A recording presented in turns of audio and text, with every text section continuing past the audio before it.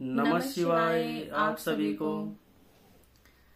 आज हम आपसे बात करने वाले हैं एक शिष्य के बारे में, साधक के बारे में, जिन्होंने हमारे ही हम जैसे हमने दीक्षा ली थी, उन्होंने भी 6-7 महीने बाद दीक्षा ग्रहण की थी। आज हम उनके विषय में बात करेंगे, कैसे क्या उनको अनुभव हुए और किस प्रकार से कैसे कैसे उनके जीवन में घटना घटित हुई दीक्षा लेने के बाद। और ये संदेश सभी शिष्यों के लिए हैं जो साधना कर रहे हैं, दृष्टि के लिए प्रयास कर रहे हैं, तपस्या कर रहे हैं, जिस भी प्रकार से साधना कर रहे हैं। और ये सभी के लिए हैं जो मंत्र जाप करते हैं और दृष्टि के लिए कर रहे हैं। इस वीडियो के माध्यम से बताना चाहते हैं कि कैसे जीवन में जब दृष्टि प्राप्त होने वाली होती है या आप भक्ति साधना के ज्यादा करीब पहुंच चुके होते हैं तो ऐसे भी अनुभव होते हैं। तो उनके साथ ऐसी घटना घटित हुई कि एक भटकाव उनके जीवन में आया भक्ति मार्ग से।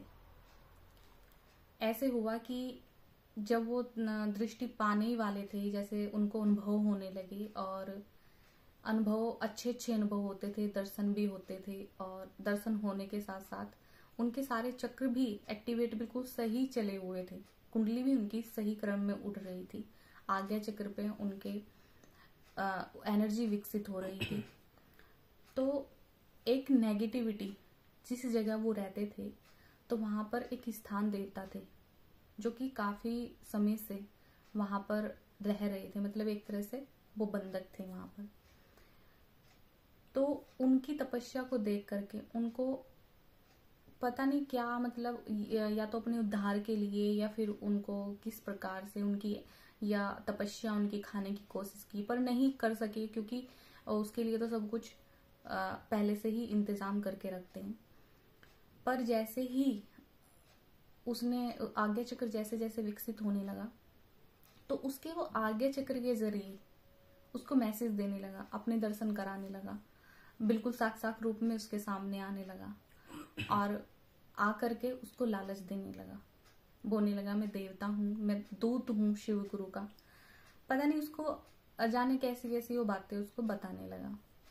पर उसने एक गलती की थी कि उसने उसको स्वीकार कर लिया।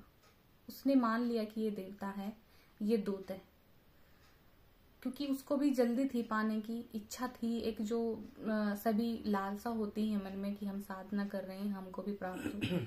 तो इस प्रकार से उसके साथ ये घटना घटित हुई। उसने उसको ऐसे स्वीकार किया कि किसी को उसने बताना भी जरूरी नहीं समझा कि क्या बात होती है, क्या नहीं होती है। और हम भी सब अपनी साधना में लगे हुए थे, लेकिन उसको ये हमने बताया जब उसने स्टार्टिंग में हमसे डिस्कस किया था कि ये ठीक नहीं है, आप इस पे ध्यान मत दो, आप आगे बढ़े। तो फिर क्या हुआ, वो जैसे इसके आज्ञा चक्र में उसको दिखाई देने लगा, अपने संपर्क में रखने लगा और पास में उसके बैठ के उसको अपने ही मंत्रों का उच्चारण कराने लगा। उसके सर पे पगड़ी बंधा दी, आसन चेंज करा दिया, कपड़े चेंज कराने लगा तपस्या में बैठने के उसके। और जहां जहां वो जाने लगा उसके आगे आगे चलने लगा वो, और कहने लगा कि मैं तेरे लिए सब कुछ कर सकता हूँ, जो तू चाहेगा मैं दूंगा तुझे, सिद्धि शक्ति। और उसको लालच देने लगा कि मैं तुझे सबसे ज्यादा धनवान बना दूंगा। तो वो कंफ्यूज हो गया। फिर उसने जो गुरुजी ने उसको दीक्षा दी हुई थी उससे उसने संपर्क तोड़ लिया उस मंत्र से, गुरु मंत्र से, और फिर वो उसके कहने से चलने लगा। ऐसे धीरे धीरे उसका पूरी शरीर के ऊपर उसने अपना प्रभाव जमा लिया। कहने का मतलब कि उसकी आत्मा के ऊपर पूरा अधिकार उसी का हो चुका था। और वो अधिकार भी इसलिए हुआ क्योंकि उसने उसको स्वीकार कर लिया उसने उसको। अगर वो उसको नहीं स्वीकारता, क्योंकि हमने उसको बोला था इग्नोर कर दो, ये सब चीजें तो आम बात है, ये तो आएगी और इससे भी ज्यादा आएगी, तो स्वीकार नहीं करना है किसी भी चीज को। लेकिन उसने बस यही गलती की, उसने उसको स्वीकार कर लिया। और सबसे बड़ी बात ये होती है कि इंसान के मस्तक से खेलते हैं, माइंड से खेलते हैं, लालच देते हैं। जिस चीज की आपको ज्यादा लालसा होगी, जिस चीज को आप पाना चाहते होंगे, ये देख लेते हैं कि हाँ इसकी लालसा इंसान के अंदर ज्यादा है, तो इस चीज का अगर हम लालच दें तो ये हमारे कंट्रोल में आ जाएगा। तो उन्होंने उसको उसी प्रकार का लालच दिया कि मैं ये करूंगा, मैं ये कर दूंगा, आप ये करो, ये गुरु मंत्र छोड़ दो, आप ऐसे चलो, आपको ऐसे करके ज्यादा सिद्धियां प्राप्त हो जाएगी। और दिखाने भी लगा। कौन सा मंदिर एक मंदिर बताया, उस मंदिर में आप जाइए, वहां पे और दो दूध मिल जाएंगे आपको। ऐसे ऐसे करके उन्होंने भ्रमित किया और इतनी तरह से ऐसे भ्रमित कर दिया कि किसी की बात पे विश्वास ही नहीं होने वाला उनको विश्वास नहीं हो रहा था।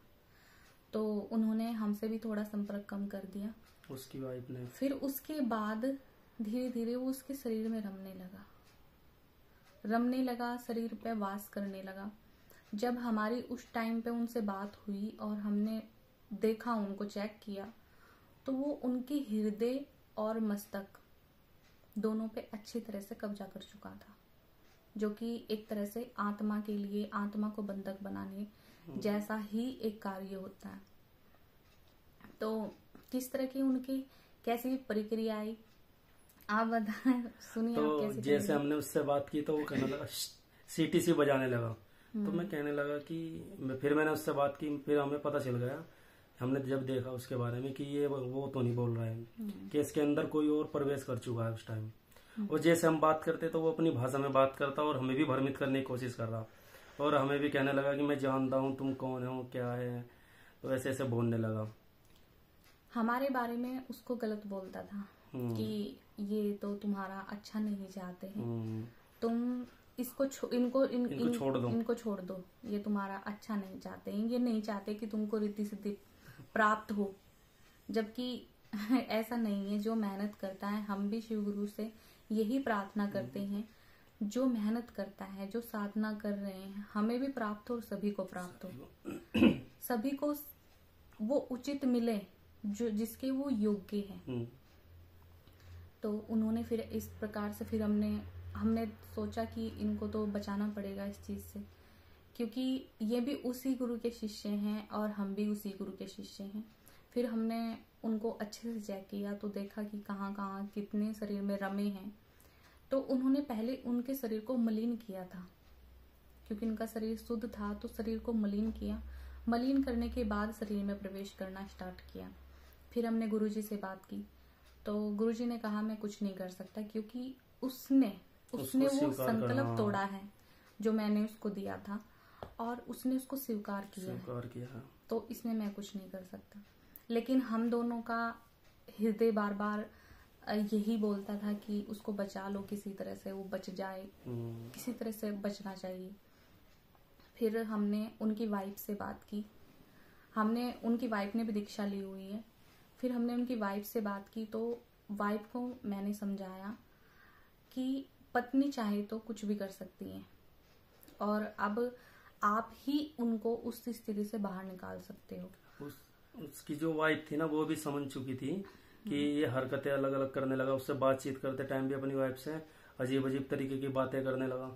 वाइफ का जो मनोबल है वो बहुत अच्छा है, और जो एकाग्रता है वो शिव गुरु के प्रति बहुत अच्छी है। उनके मन में कोई भटकाव नहीं है।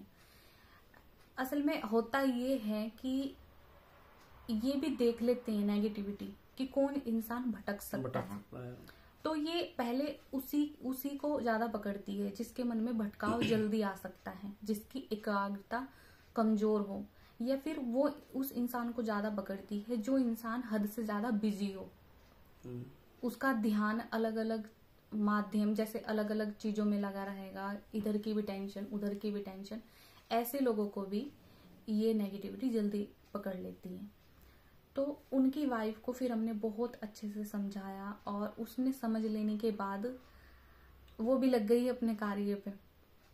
फिर कार्य पे लग जाने के बाद मैंने उसको बोला था कि पत्नी का अधिकार ज्यादा होता है, और वैसे भी अब तुमने तो दोनों ने दीक्षा ली हुई है। फिर उन्होंने बोला कि इनको बोलो कि यहाँ से ये जाए, मुझे आपसे कुछ बात करनी है। तो उसने बोला कि नहीं वो तो चले गए, तुम बात करो। वो कहने लगी नहीं अभी नहीं गए, आप उनको बोलो कि ये जाए, मुझे कुछ बात करनी है। तो वो फिर बाद में कहने लगे हाँ बोलो क्या बात करनी है। बोली इनसे ज्यादा अधिकार मेरा है आप पे, आप इनको बोलो कि जाए यहाँ से। ऐसे कहाँ जाने वाले थे। फिर बात करते करते फिर गुरुजी को वीडियो कॉलिंग पे लिया मैंने और फिर उनको झाड़ा लगवाया, तब वो उनसे शरीर से दूर हुआ। फिर झाड़ा लगने के बाद वो शरीर से बाहर हुआ, फिर उसको थोड़ी होश आई, कहने लगा ये क्या हो गया। फिर उसके बाद उसने बोला कि गुरुजी से माफी मांगी, मुझे बचा लो, हाँ मुझे बचा लो इस चीज से। फिर उनको तब उसने माफी मांगी, तब उसको दूर किया और फिर यज्ञ किया उनके शरीर के लिए, मलिनता, शरीर का शुद्धिकरण किया, शरीर का शुद्धिकरण किया। दोबारा से दीक्षा दी उसको, फिर उसको गुरु मंत्र धारण कराया और आज फिर वो अपने कार्य में लगे हुए हैं, अच्छे से जाप कर रहे हैं, अब नहीं भटक रहे हैं, अच्छे से जाप भी कर रहे हैं और आगे भी बढ़ रहे हैं। तो हमारा कहने का मतलब ये है कि अगर कभी भी कोई भी साधक किसी के साथ कोई भी घटना घटित होती है तो ये मत समझना कि ये मिल गया, पहले उस चीज को देखो, समझो कि वो है क्या, वो सच है या कोई नेगेटिविटी है। क्योंकि बहुत नेगेटिविटी होती है संसार में, भटकाने के लिए या फिर रूप बदल के भी आ सकती है। और आपके जरिए कुछ नेगेटिविटी ऐसी होती है जो आपके जरिए अपना उद्धार कराना चाहती है।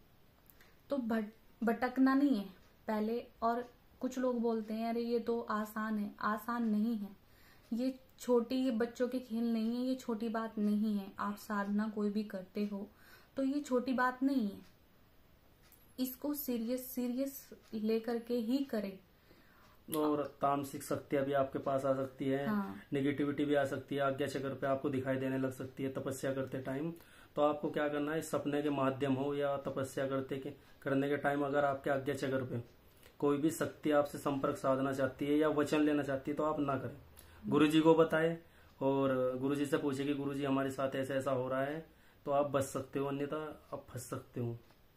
वैसे तो आपको किसी भी प्रकार की कोई नेगेटिविटी परेशान नहीं कर सकती, जितने भी साधक हैं, क्योंकि हम सभी को देखते हैं, चेकिंग करते हैं, ऐसा तो नहीं है। पर अगर कभी ऐसी स्थिति आती है तो आपको कभी भी किसी के संकल्प में नहीं आना है और ना ही आपको उनको स्वीकार करना है, ना सपने के माध्यम से ना वैसे किसी से कोई वचन नहीं देने जी, स्वीकार नहीं करना है। क्योंकि अगर आपने उनको स्वीकार किया तो आपकी आत्मा पे उनका कब्जा हो जाएगा और जो संकल्प आपका है वो टूट जाएगा। तो गुरु के संपर्क में रहना जरूरी होता है। जो भी स्थिति हो, जो भी बात हो, आप डिस्कस करें, आप बताएं कि ये स्थिति है, इस तरह के अनुभव हो रहे हैं, इस तरह की ये स्थिति है। उससे मालूम पड़ता है कि आप कौन सी दिशा में आप जा रहे हो। और इससे ये भी है कि ये तो है कि सभी को मिलना है, कि सभी की चेकिंग भी है, सभी को मिलना है और मिलेगा, सभी का चल रहा है। किसी को लेट मिलेगा, किसी को जल्दी मिलेगा। पर भटकना नहीं है, भटकाव नहीं लाना है जीवन के अंदर। क्योंकि अगर आप एक बार भटक गए, फिर आप दोबारा से जब प्रोसीजर करते हो तो उसमें आपको टाइम लगेगा। तो भटकना नहीं है, लगे रहिए। और जिसको भी अभी बोला था किसी ने दीक्षा के लिए और चेकिंग के लिए, जिसको भी किसी को दीक्षा या चेकिंग करानी है वो आप कराइए, कॉल कर सकते हैं। तो आप सभी को हमारा यही मैसेज था। नमः शिवाय। शिव गुरु की सदा ही जय हो, सदा ही जय हो, सदा ही जय हो।